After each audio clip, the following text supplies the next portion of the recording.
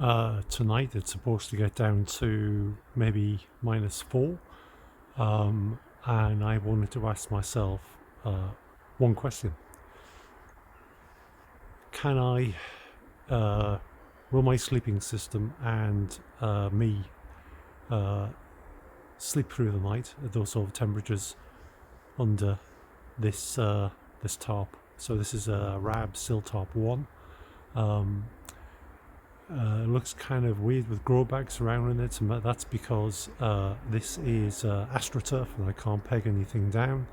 So yes, can I spend the night and have a good night's sleep under a Sill Top 1? So that's the question. We'll see. Hi everyone again. So I'm now in my my sleeping clothes. I'll go more into that tomorrow. I've just made my hot water bottle, just a single skinned stainless steel bottle that I use actually for my water when I'm out hiking. Filled it with boiling water, put one of my walking socks over it, and that'll be with me tonight. And oh, it's lovely and warm.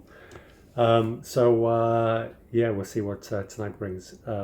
It may be over very quickly, or hopefully I last all the way through the night, and that tells me I've got the right sleeping system now to get me through the winter. But who knows with COVID when we're going to be allowed out? You know, that may be the summer. But yeah, it's all good stuff to know. It's really important that I want to stress my sleeping system so I know what the outer limits are.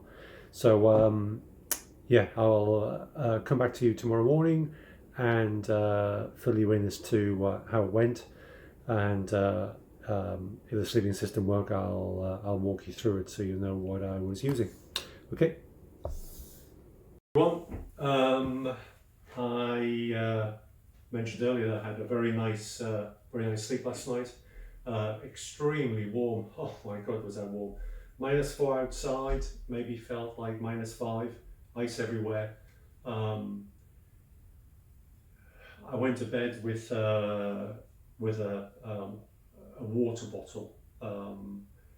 I've got it here. No, can't see it. I'll show you later. But went to bed with a water bottle, and it kept me very warm. I actually had to kick some clothes off, and that was really difficult in a bivvy bag. But I promised to show you my sleep system, and here it is. So I've got stuff that is part of the sleeping bag, sleeping mat, bivvy bag, pillow, and then I've got across here the clothes that I wore. What I would point out is everybody sleeps at different temperatures. I certainly am a very cold sleeper. I start off warm, and then about 3-4 a.m. I am bollock freezing. I'm on blood thinners, so maybe that's a problem. But I find that hit the 3 o'clock, 4 a.m. Time frame, and then I just get cold. Last night, absolutely did not happen, but I did have quite a few things in my favour, which I'll go through now. So anyway, I'll start with the clothing. So I got these little sexy booties from AliExpress. They're from a company called Aegis Max. Don't know if you can see that, but they cost about £15. These are I think the biggest size they do, the XXL. I've got size 10.5 feet, and they were blinking marvellous. Absolute game changer for me. Under those, I had a pair of thick merino wool socks. Usually my feet get cold, and I move that water bottle I mentioned earlier down into the bottom of the sleeping bag. Absolutely did not have to do that last night. My feet were incredibly warm. In fact, if I could have kicked the duck down booties off, then I would have done so. But doing that in the bivvy bag is like, you know, it's Houdini. Then on my legs, I've got a pair of merino wool leggings, which goes against my skin. And last night I also had a pair of thermal, very lightweight thermal leggings, which I just got off Amazon, made from a company called Lapsa. They're very lightweight, but I just wanted an extra layer just to make sure.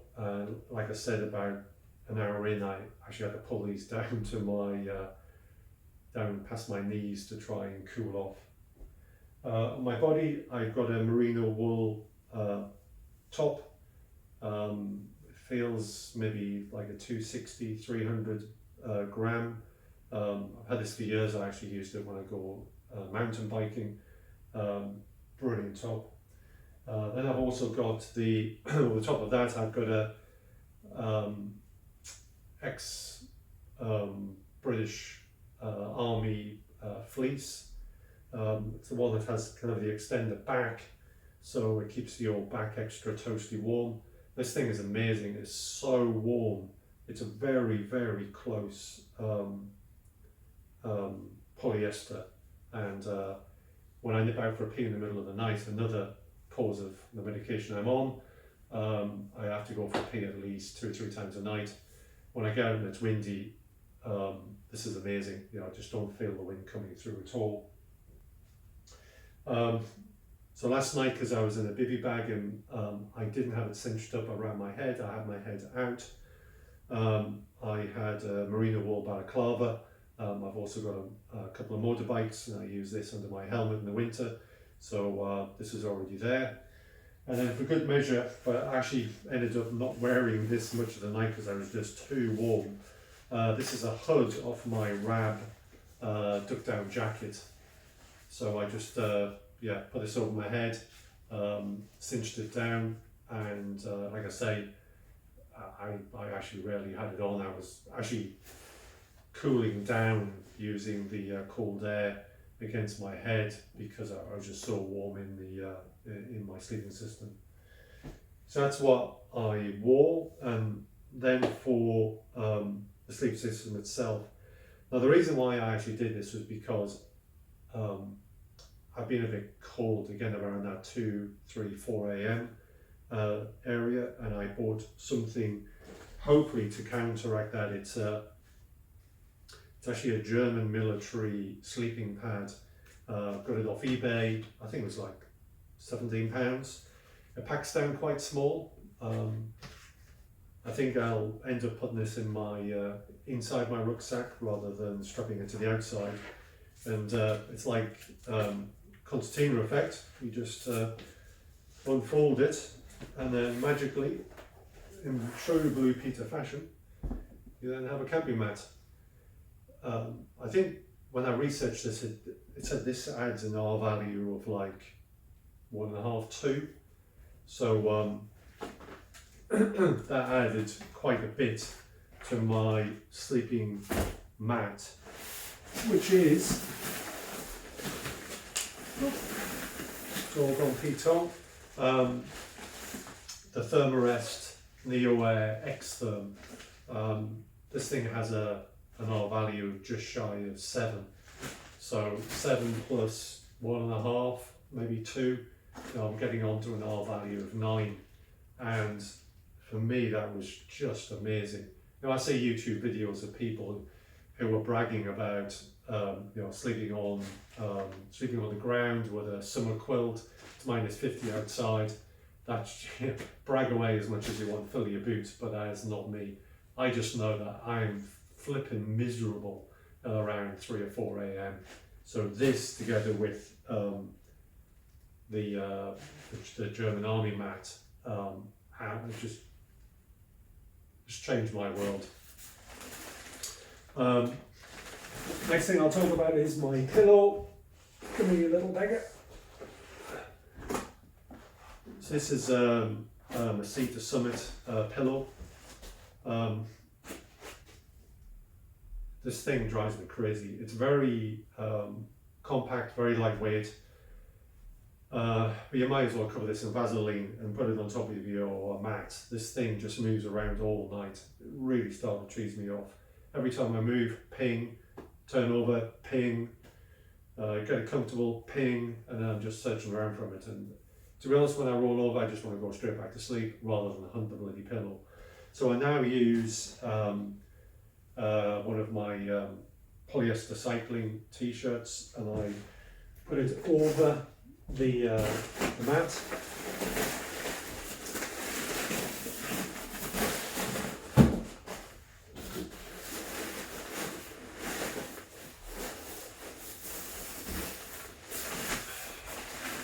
No more ping. So it's such a simple thing, but oh my god, it really makes a big difference. Sometimes it's the small things. Maybe lots of women say that thing, because it's the small things in life that sometimes are the biggest, give you the biggest. Yeah, that is yeah. So that's the mat and the pillow. This is my bivvy bag.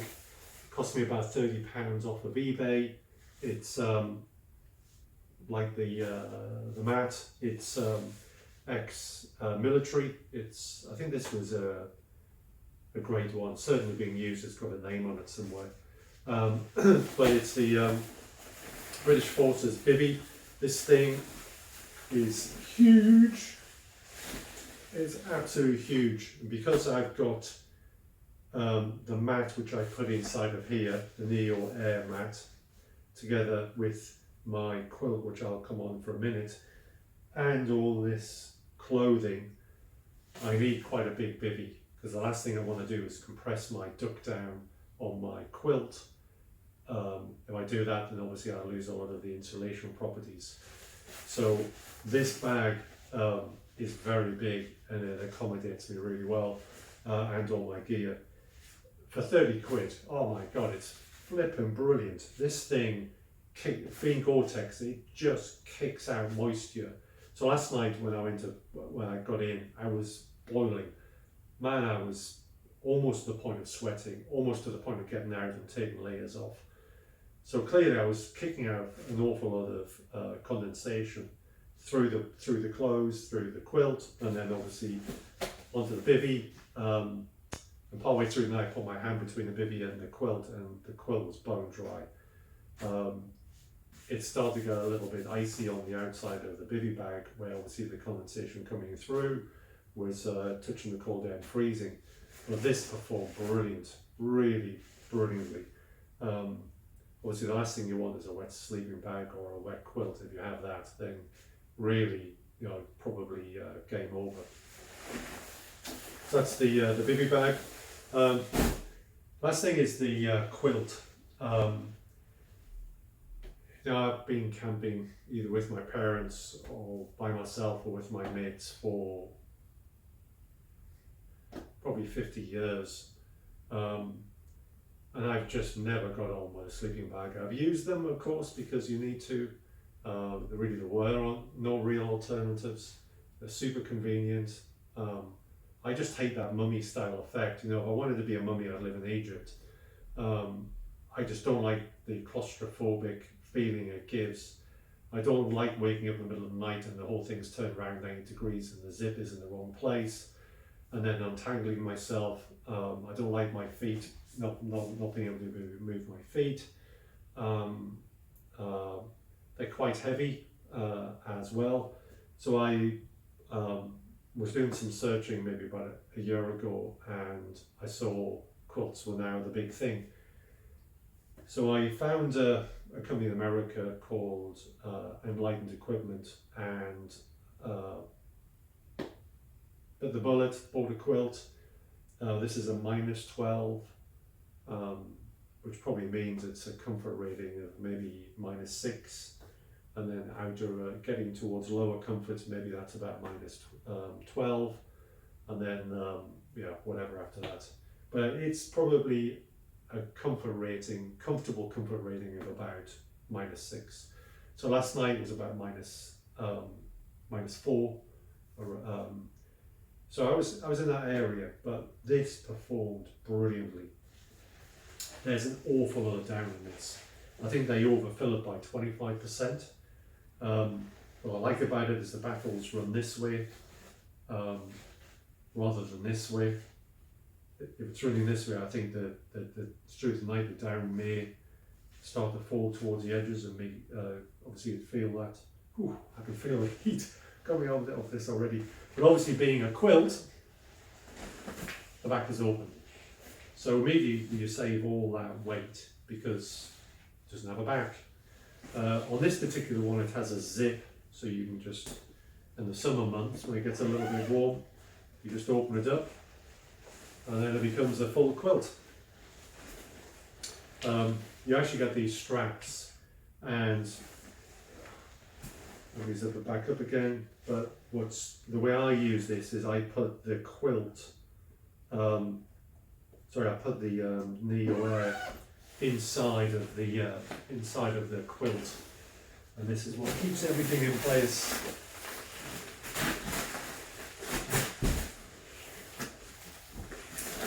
Oh, I really do feel like Blue Peter. Down Petra. So that's the underside. So you can see it's obviously why obviously if it's a quilt I don't need that, so that all goes.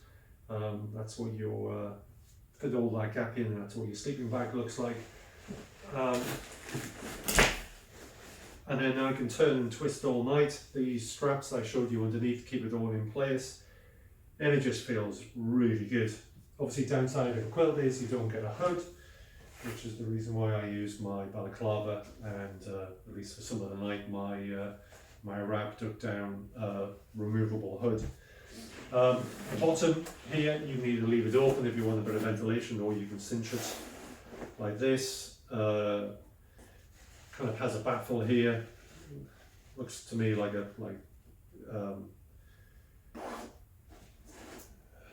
what do you call it? Move on. Yeah, so this kind of pokes through, so keeps the heat in, and it also has another kind of baffle on here to keep your neck warm as well, and you can cinch this up. And it also has a clip as well, so your head's kind of poking through the middle there. Clip it shut. Head comes through here, and you sleep on your pillow. So this sleep system I've been trying out for a few weeks. I've been putting tents up in my back garden. Obviously it's COVID at the moment, so I can't go out and use my tent. But I figure if I can kip under a tarp, at -4, -5, and my system here works well, it's going to work in my tent. I've got a MSR Access 3, and I've also got a Hilleberg Namage 3, both of them with the tents, and are going to give me easily 5, 6 or maybe 7 degrees Celsius extra warmth for just being outside in the elements. So I actually think I've now found my kind of UK winter setup. So I think I've nailed it. I think I will probably look at the weather conditions and then size down. So if it's a bit warmer, then I just wouldn't pack these. I just have my merino wool leggings. I'll probably still take the booties no matter what, but maybe would just not put them on if I felt I didn't need them. But yeah, so that's it. I hope that helped. Like I say, everyone is individual. My partner is not from the UK, so she is warm anywhere above 42 degrees Celsius. Anything below that, she's a block of ice. For her, her sleep system is probably going to be on steroids compared to what I've got.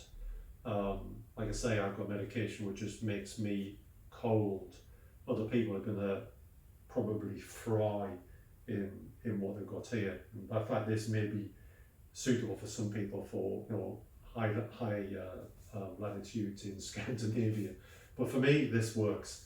I think you just need to have a starting point and go upwards from there. So hope that's helped. I've rambled on a hell of a lot. that's it. So I did answer the one question, which was, will my sleeping system work in the cold? And it absolutely did.